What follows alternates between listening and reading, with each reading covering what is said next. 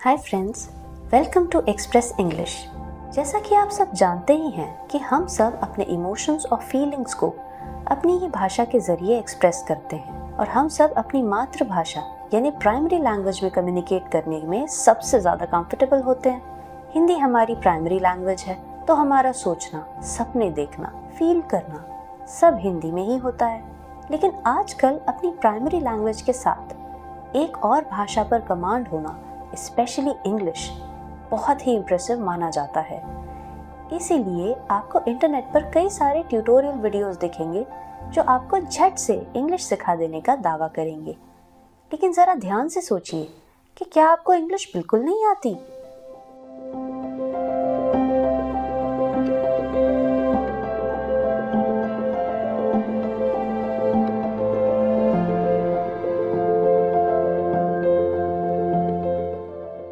आज के टाइम में शायद ही कोई ऐसा होगा जिसे कई सारे इंग्लिश के वर्ड्स ना पता हो और जो छोटे छोटे इंग्लिश सेंटेंसेस रोज कैजुअली ना बोलता हो, जैसे I am going, they are coming, that's awesome वगैरह।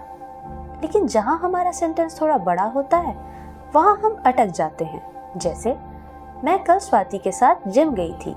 हमें इसे वर्ड टू वर्ड ट्रांसलेट करें तो ये बन जाएगा me yesterday with Swati went to gym.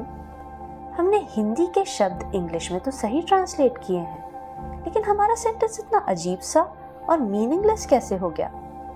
हमारी प्रॉब्लम ये नहीं है कि हमें इंग्लिश नहीं आती, बल्कि ये है कि हम अपने हिंदी के सेंटेंसेस को जैसा का तैसा इंग्लिश में वर्ड टू वर्ड ट्रांसलेट करके इंग्लिश बोलने की कोशिश करते हैं। ऐसा इसलिए होता है क्योंकि हम सोचते हिंदी में हैं और उसी सोच को इंग्लिश में एक्सप्रेस कर देते हैं और ये समझ ही नहीं पाते कि इंग्लिश और हिंदी के सेंटेंसेस एक दूसरे से कितने अलग होते हैं। इस प्रॉब्लम से कैसे निपटें? इसका हल तो शायद हमें एक्सप्रेस इंग्लिश के क्लासरूम में ही मिलेगा। तो चलिए, let's take a sneak peek into the classroom. English और हिंदी के इस सेंटेंस के स्ट्रक्चर के डिफरेंस को समझने के लिए हम एक छोटा सा एग्जाम्पल लेते हैं। जैसे राहुल गया। ये सेंटेंस बहुत ही छोटा सा है जिसमें सिर्फ 2 ही वर्ड्स हैं। इसका मतलब ये है कि कोई भी एक सिंपल और छोटा सा सेंटेंस बनाने के लिए हमें सिर्फ 2 वर्ड्स की ज़रूरत होती है। पहला अ सब्जेक्ट एंड दूसरा a verb. Now let's try to expand this sentence a little bit. हम इसको बड़ा करने के लिए इसमें कुछ एडिशनल वर्ड्स डालते हैं। जैसे राहुल अपने दोस्तों के साथ जिम गया। अब ये जो एक्स्ट्रा वर्ड्स हमने डाले हैं इन्हें हम ऑब्जेक्ट वर्ड्स कहते हैं। हमारे डेली यूज़ के मैक्सिमम सेंटेंसेस भी कुछ इसी तरीके के होते हैं। इसका मतलब ये हुआ कि कोई भी एक सिंपल सेंटेंस 3 कंपोनेंट्स से बनता है। फर्स्ट अ सब्जेक्ट यानी कि कर्ता, सेकंड अ वर्ब यानी कि क्रिया, और finally the object words. Now let's take a look at this Hindi sentence very carefully.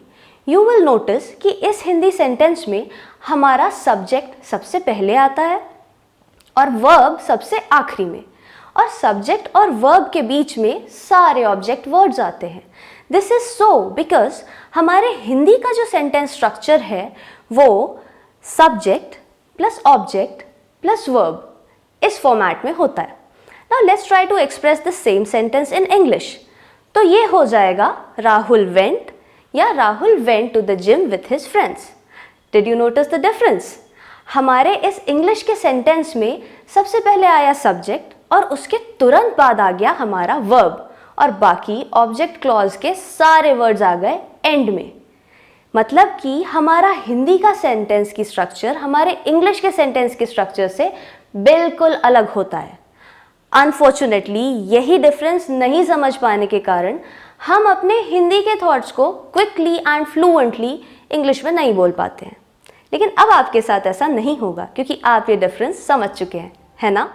देखा आपने कैसे एक सिंपल से फॉर्मूला से हमारी एक्सप्रेस इंग्लिश टीचर ने इतना बड़ा कंफ्यूजन दूर कर दिया। एक्सप्रेस इंग्लिश के कोर्सेज आपको इसी तरह से इंग्लिश के नॉलेज को सही तरीके से इम्प्लीमेंट करके फ्लुएंट इंग्लिश बोलने का कॉन्फिडेंस दिलाते हैं। ऐसे ही और भी कई सारे इंटरेस्टिंग डाउट्स क्लियर करने हम आपको एक्सप्रेस इंग्लिश के क्लासरूम में ले जाते रहेंगे। अगर वीडियो पसंद आया तो इसे लाइक करें और सबके साथ शेयर करें। For more videos Do subscribe to Express English channel and follow us on Instagram and Facebook. See you again with some new fundas.